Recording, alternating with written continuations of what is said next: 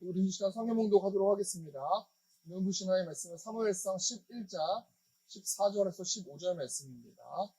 사무엘상 11장 14절에서 15절 말씀, 구약성경 425페이지에 있습니다. 사무엘상 11장 14절에서 15절 말씀입니다.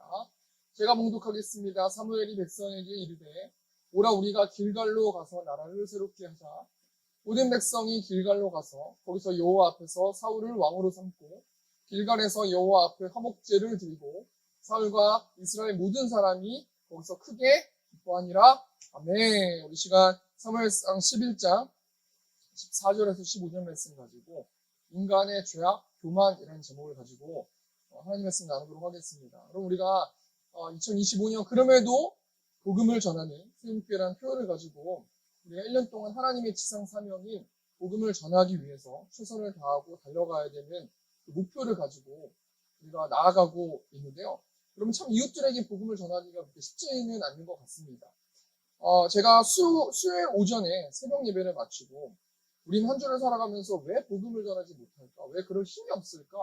왜 우리 성도들이 그렇게 우선순위에서 자꾸 이 복음을 전하는 일에 우선순위에서 계속 밀릴까 생각해 보다가요.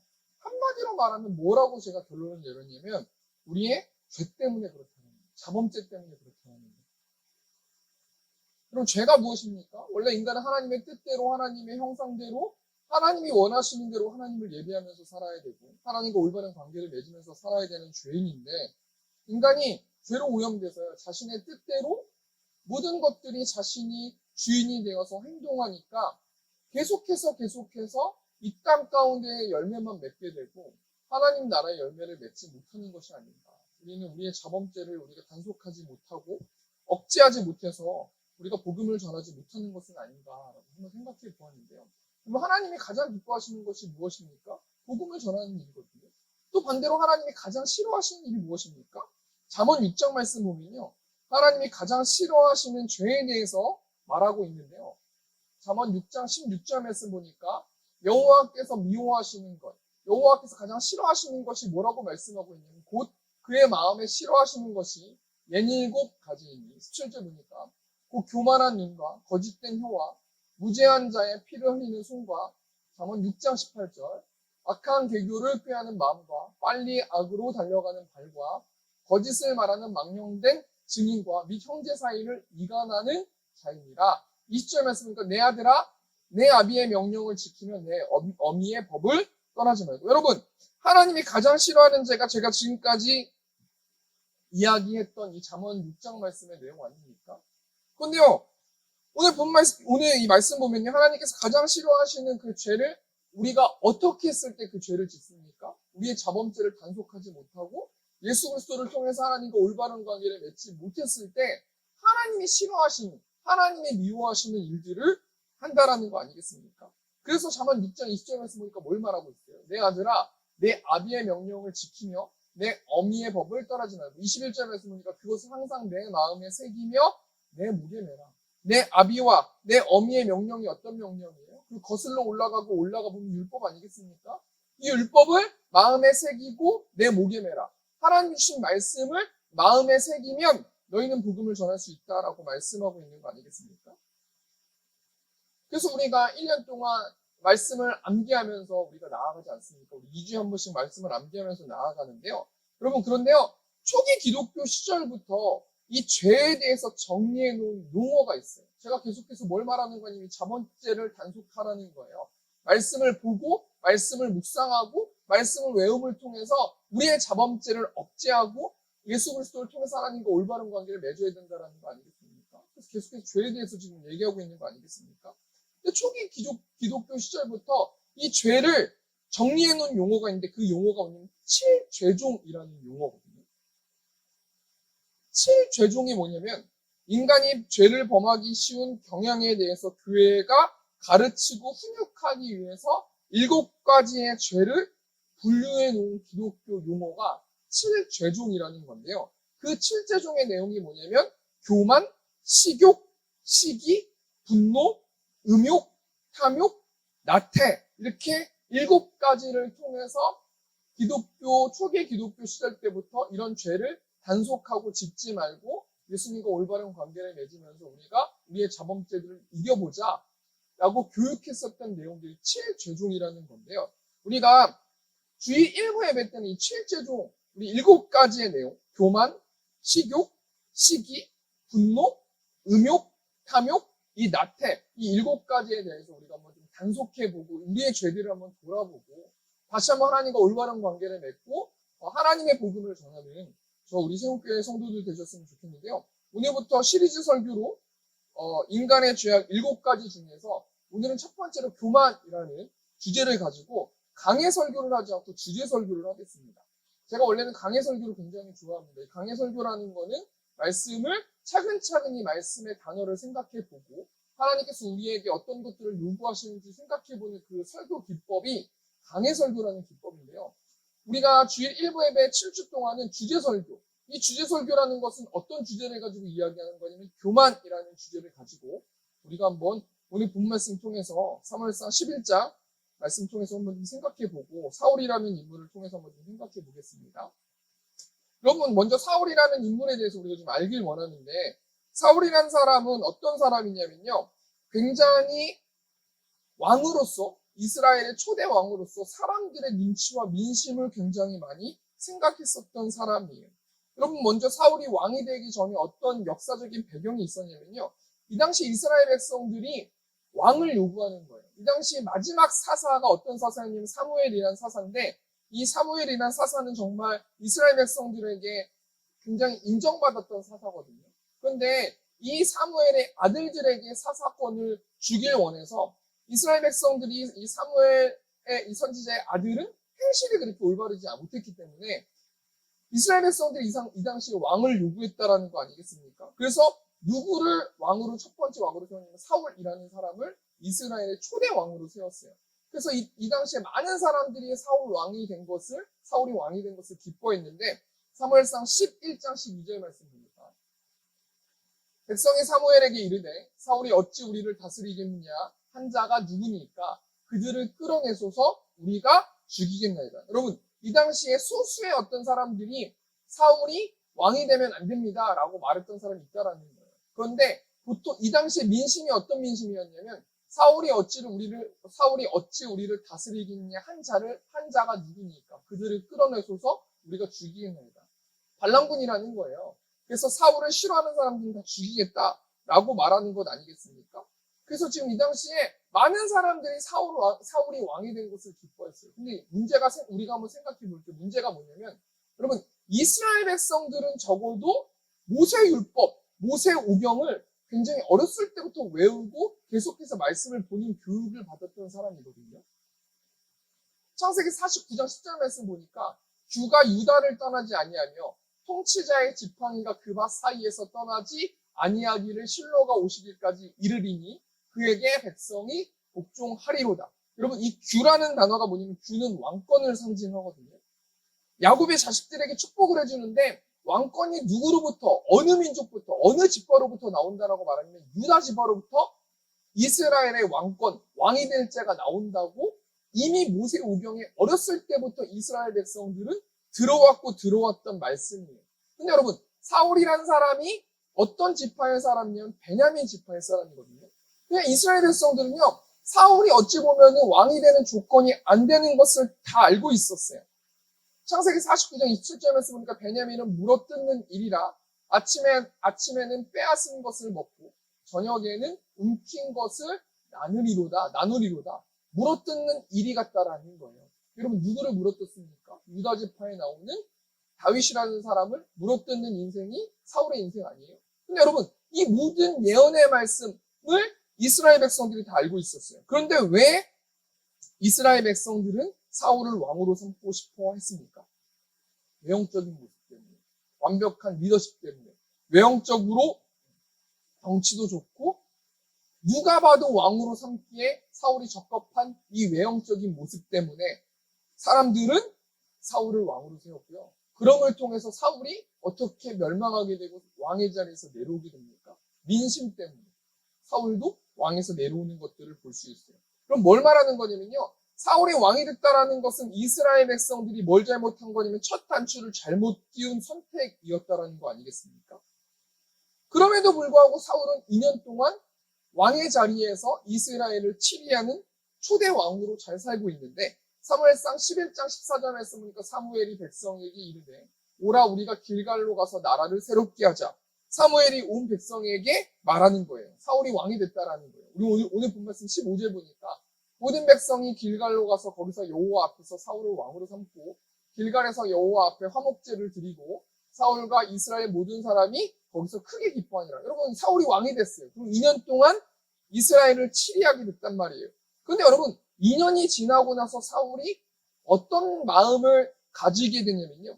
교만해지기 시작했다는 거예요. 여러분 우리가 사울 왕의 모습을 보면서 행동을 보면서 교만이 무엇인지 한번 두 가지만 생각해보고 우리에게 좀 적용해보고 우리가 교만한 마음이 있다면 우리가 교만을 내려놓고 예수님을 통해서 하나님과 올바른 관계를 맺음을 통해서 하나님의 복음을 전하는 우리 세운교회 성도들 될 수 있도록 인도해달라고 이 시간 좀 기도로 좀 나아갔으면 좋겠는데요.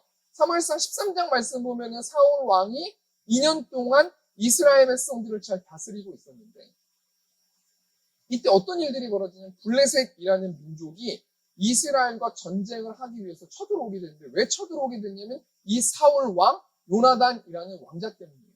이 요나단이라는 이 왕자가 군사를 데리고 블레셋 수비대를 쳤기 때문에 블레셋 입장에서는 이스라엘이 먼저 블레셋을 공격했단 말이에요. 그래서 블레셋은 이스라엘이 전쟁을 선포하는구나 라고 생각하고 지금 블레셋과 이스라엘이 전쟁을 하기 위해서 대치하고 있는 상황인데 그럼 블레셋이 얼마나 강하냐면요. 이 당시 블레셋이 병거가 3만이었고 마병이 6천 명이었고 군인이 해변에 모래같이 많이 있었어요. 여러분 요나단이라는 왕자가 이 블레셋의 국력을 이 강력한 이 군사력을 모르고 지금 해코지해가지고 지금 나라가 지금 블레셋과 전쟁의 위기에 있는 거 아니겠습니까? 이 모습을, 이 이야기를 듣고 이 당시 이스라엘 백성들이 어떻게 행동해요? 우리 사무엘상 13장 6절 말씀 보니까 이스라엘 사람들이 위급함을 보고 절박하여 굴과 수풀과 바위 틈과 은밀한 곳과 웅덩이에 숨으며 이스라엘 백성들이 숨어요. 왜 그렇습니까? 블레셋의 그 군사들과 전쟁하면 자신이 목숨을 잃을 것 같기 때문에 숨었단 말이에요. 사무엘상 13장 7절 보니까 어떤 히브리 사람들은 요단을 건너 각과 길르앗 땅으로 가되 사울은 아직 길갈에 있고 그를 따른 모든 백성은 떨더라. 블레셋의 전투력 앞에 모든 백성이 떤단 말이에요. 어떤 히브리 사람은 도망가기도 하고 떨기도 하고 숨기도 하고 이 모습을 이 모든 이야기들을 누가 듣습니까? 사울 왕이 듣는 거 아니에요? 8절 말씀 보니까요. 사울은 사무엘이 정한 기한대로 이래 동안을 기다렸으나 사무엘이 길갈로 오지 아니하매 백성이 사울에게서 흩어지니라. 이런 8절 말씀 보니까요. 사울이 이제 전쟁을 해야 되는데 이스라엘 백성들도 떨고 군사들도 떨고 도망가고 이런 이야기를 들으니까 사울이 더 긴장하게 된 거예요. 그래서 이제 하나님밖에 믿을 존재가 없구나. 그래서 사무엘을 통해서 제사를 드리고 하나님의 능력과 하나님의 힘을 통해서 전쟁해야 되는데요. 사무엘이 여러분 다 알다시피 이 제사를 드려야 되는데 오지 않는 거예요. 그래서 사울이 어떻게 합니까? 이스라엘 백성들이 흩어졌다라는 계속해서 군사들이 흩어졌다라는 어떤 이야기를 듣고 누가 제사를 드려요? 사울이 왕이 직접 제사하는 일들이 벌어지지 않습니까? 한마디로 말해서 사울 왕은요. 하나님을 의지하기보다는요. 사람을 의지했다라는 것을 알 수 있어요. 여러분 한마디로 말해서 사울 왕은 자신의 주제 파악을 못하고 있다는 거예요. 무슨 말입니까? 사울을도요. 왕으로 하나님께서 하나님의 대리인으로 왕으로 세워준 것이지 사울 왕이 이스라엘 백성들을 이끌어가는 어떤 왕이 아니라는 것을 사울 왕도 알고 있지만요. 자신의 주제 파악을 하지 못하고 하나님의 힘으로 싸워야 되고 하나님의 힘으로 이스라엘이라는 나라가 세워졌음에도 불구하고 사람들을 지금 의식하고 있는 모습들을 볼 수 있는 거 아니겠습니까? 여러분 그렇다면요. 사울 왕이 왜 사람들 눈치 보면서 왜 사무엘이 오지 못하고 그럼에도 불구하고 왜 사람들 눈치 보면서 자신이 제사를 드리면서 자신의 역할을 어떻게 해서 우리가 감당하지 못했다라는 것을 알 수 있어요? 신명기 17장 18절 말씀 보니까 그가 왕위에 오르거든 이 율법서의 등사본을 레위 사람 제사장 앞에서 책에 기록하여 신명기 17장 19절 보니까 평생에 자기 옆에 두고 읽어 그의 하나님 여호와 경외하기를 배우며 이 율법의 모든 말과 이 규례를 지켜 행할 것이라. 그리고 한마디로 사울 왕이 말씀을 잊어버렸기 때문입니다. 하나님을 바라보지 못하는 것은 말씀을 잊어버렸기 때문이에요. 말씀을 보지 않았기 때문이에요. 말씀을 읽지 않았기 때문이에요. 그렇기 때문에 하나님을 경외하는 것을 배우지 못하는 것이고요. 그렇기 때문에 말씀대로 살아가지 못하는 것이에요. 여러분, 사울 왕이요, 매일의 삶 가운데서 말씀이 있었다면은 반드시 사람 눈치 보지 않고 하나님 눈치 봤을 거고요. 사무엘 선지자를 기다리고 제사하고 하나님의 능력으로 블레셋을 이겼을 것임에도 불구하고 사울 왕은 자신의 주제 파악을 못하고 말씀을 보지 못했다라는 거예요. 그래서 사무엘 선지자가요, 사울 왕에게 무엇을 말합니까? 13절 말씀 보니까, 사무엘상 13장 13절 말씀 보니까 사무엘이 사울에게 이르되 왕이 망령되이 행하였도다. 왕이 왕의 하나님 여호와께서 왕에게 내리신 명령을 지키지 아니하였도다. 그이하였더라면 여호와께서 이스라엘 위에 왕의 나라를 영원히 세우셨을 것이거늘. 14절 말씀 보니까 지금은 왕의 나라가 길지 못할 것이라 여호와께서 왕에게 명령하신 바를 왕이 지키지 아니하였으므로 여호와께서 그의 마음에 맞는 사람을 구하여 여호와께서 그를 그의 백성의 지도자로 삼으셨느니라 하고. 여러분, 첫 번째 정리하면요, 사울이 어떻게 교만하게 됐어요? 교만한다라는 것이 무엇입니까? 교만한다라는 건 첫 번째가 뭐냐면요, 하나님의 말씀을 안 보는 행위가 교만한 거예요. 교만한 거는요, 하나님 뜻대로 살아가지 않고 하나님을 의지하지 않고 사람을 의지하거나 돈을 의지하거나 다른 무언가를 의지하는 것이 교만한 사람이에요. 사울이 어떻게 교만하게 될 수밖에 없었는가? 사울이 왕으로서 하나님의 말씀을 지키고 보고 외우고 하나님의 말씀대로 행동해야 되는데 사울이 게을렀기 때문에 하나님의 말씀보다는 다른 무언가의 우선순위가 조금씩 빼앗겨서 사울이 최종적으로 어떤 사람이 되었습니까? 자신의 주제 파악을 하지 못하고 교만한 사람이 되었어요. 그래서 최종적으로 사울이 어떤 삶을 살아가게 됐어요? 결국에선 그 왕자의 자리에서 내려오는 그런 일들이 벌어졌다는 거예요. 그러면 교만이 무엇입니까? 교만한 사람이 어떤 사람이에요? 하나님 의지하지 않고 다른 무언가를 의지하는 것이 교만한 사람이에요. 교만하지 않으려면 어떻게 됩니까? 매일의 삶 가운데서 하나님이 주신 자신의 달란트대로 경건 생활을 채워야 되고요. 더 경건 생활을 많이 해야 되는 사람은 하나님이 주신 그 사명의 그릇이 넓은 사람입니다. 말씀에 살아있고 말씀대로 행동하고 말씀을 외우고 말씀 뜻대로 행동하는 사람인 절대로 교만하지 않고 자신의 힘과 능력이 아닐지라도 겸손한 사람으로 살아낼 수 있다는 거 아니겠습니까? 두 번째로 우리가 생각해 볼 게 사울을 통해서 우리 교만에 대해서 생각해 봤는데 첫 번째는 사무엘상 13장 말씀으로 생각해 봤는데요.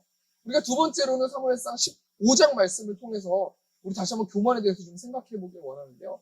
사무엘상 15장 말씀 보면 사무엘 선지자는 사울 왕에게 아말렉 민족을 칠 것을 요구하세요. 여러분, 하나님께서 사울 왕에게 사무엘 선지자를 통해서 너는 왕의 나라가 길지 못할 거다라고 경고했는데 바로 내리지 않고요. 왕의 자리에서 바로 내리지 않았어요.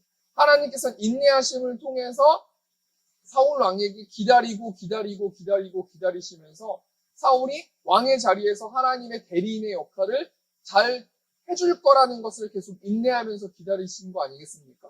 근데 사무엘상 15장 말씀 보니까요. 사무엘 선지자가 사울 왕에게 아말렉 민족을 치라고 하는데 사울 왕이 아말렉 민족을 어떻게 하냐면 진멸시켜야 되거든요. 사무엘상 15장 3절 보니까 지금 가서 아말렉을 쳐서 그들의 모든 소유를 남기지 말고 진멸하되 남녀와 소아와 젖먹는 아이와 우양과 낙타와 나귀를 죽이라 하셨나이다 하니. 여러분, 지금 하나님께서 사무엘 선지자를 통해서 사울 왕에게 명령하는 거예요. 아말렉 민족을 진멸시켜라. 남녀와 어린 아이와 젖먹는 아이와 우양과 낙타와 나귀를 모두 죽여라 라고 명령하셨다라는 거 아니겠습니까? 근데 여러분, 사울이 어떻게 행동했어요? 사무엘상 15장 9절 보니까 사울과 백성이 아각과 그의 양과 소의 가장 좋은 것 또는 기름진 것과 어린 양과 모든 좋은 것을 남기고 진멸하기를 즐겨 아니하고 가치 없고 하찮은 것은 진멸하니라. 여러분, 사울이 어떻게 행동했을 때 교만한 인물이 되었습니까? 자신의 뜻대로 행동했다는 거예요. 여러분, 교만이 뭡니까? 하나님 말씀 그대로 행동하는 거예요. 완전하게 순종하는 것이 교만하지 않는 사람이고 겸손한 사람이에요. 그런데 사울이요, 자신의 생각을 가지고 여러 가지 생각을 통해서 하나님의 말씀에 절대적으로 순종하지 않고요. 모든 것들을 다 진멸하라고 말했음에도 불구하고 하찮은 것만 진멸하고 가치 있는 것은 죽이지 않고 진멸하지 않았다라는 거예요. 여러분, 교만이 뭡니까? 자기 생각대로 하는 게 교만이에요. 제가 이 말씀 통해서 여러 가지 것들을 생각해 봤는데요. 난 교만한 사람인가 겸손한 사람인가 생각해 봤는데요. 엄청 교만한 사람입니다. 그럼 교만이라는 단어 뜻이 뭡니까? 교만이라는 단어 용어적 해석 보니까요. 겸손함이 없이 잘난 체하고 버릇없는 거. 그러면 겸손하지 않고 내가 제일 잘해, 내가 날 잘해, 내가 나보다 더 잘하는 사람 없어. 이렇게 말하는 것이 좀 교만이라고 생각했는데요. 하나님이 생각하는 교만은 뭐냐면요. 반만 순종한 것도 교만한 사람이라는 거예요. 절대적으로 순종하지 않는 것도 교만한 사람이라는 거예요. 하찮은 것만 진멸하고 가치 있는 것은 살려놓고 이 가치 있는 것을 살려서 하나님께 제사하고 하나님께 여러 가지 이스라엘 백성들이 나눠 먹고 이렇게 하려고 사울이 자신이 다 가지려고 가치 없는 것만 죽인 게 아니란 말이에요. 사울이 모든 것들을 다 자신이 가지려고 한 게 아니란 말이에요. 다 주위에 있는 이웃들과 하나님을 위해서 가치 없고 하찮은 것만 진멸한 거란 말이에요. 그런데 하나님께서 이 사울의 행동을 보시면서 뭘 말씀하고 계십니까? 너 굉장히 교만한 사람이구나 라고 말씀하시는 거예요. 사무엘상 15장 11절 말씀 보니까요. 내가 사울을 왕으로 세운 것을 후회하노니 그가 돌이켜서 나를 따르지 아니하며 내 명령을 행하지 아니하였음이라 하시니라. 사무엘이 근심하여 온 밤을 여호와께 부르짖으니라. 여러분 뭘 말하는 겁니까? 그러면서 사무엘상 15장 22절 말씀 보니까 사무엘이 이르되 여호와께서 번제와 다른 제사를 그의 목소리를 청종하는 것을 좋아하심 같이 좋아하시겠나이까? 순종이 제사보다 낫고 듣는 것이 순양의 기름보다 나으니. 그럼 뭘 말하는 겁니까? 하나님께서는 절대적인 순종을 원하시고요. 순종하는 사람이 겸손한 사람이다. 내가 부드럽고 말을 열심히 부드럽게 얘기하고 정말 나보다 다른 사람들을 축복한다 할지라도 하나님의 말씀에 순종하지 않는 사람은 하나님이 보시기에는 교만한 사람이고요. 내가 말을 이상하게 하거나 뭔가 조금 부족해 보일지라도 그럼에도 불구하고 하나님 앞에 순종하는 사람은 하나님께서 겸손하게 생각하시는 사람이라는 것을 알 수 있다는 거 아니겠습니까? 잠언 18장 12절 현대인의 성경 보니까 사람이 망하려면 먼저 교만해지지만 존경을 받은 사람은 먼저 겸손해진다. 그러면 두 번째 정리하니까요. 사울이 어떻게 교만했습니까? 사울은 매 순간 하나님을 바라보지 않았고 그래서 하나님의 말씀에 완전히 순종하지 않고요. 반만 순종했어요. 반은 자신의 생각대로 행동했단 말이에요. 그래서 하나님께서 뭘 말씀하고 계셨습니까? 사울 왕에게 뭘 말씀하십니까? 너 굉장히 교만한 사람이구나. 너 계속해서 그렇게 하면 너 자리에서 내려오게 될 거야. 내가 인내하고 기다리고 있지만 계속해서 그렇게 교만하고 네 뜻대로 행동하면은 넌 계속해서 왕이 될 수 없을 거야. 여러분 그래서 사울 왕이 어떤 삶을 살아갑니까?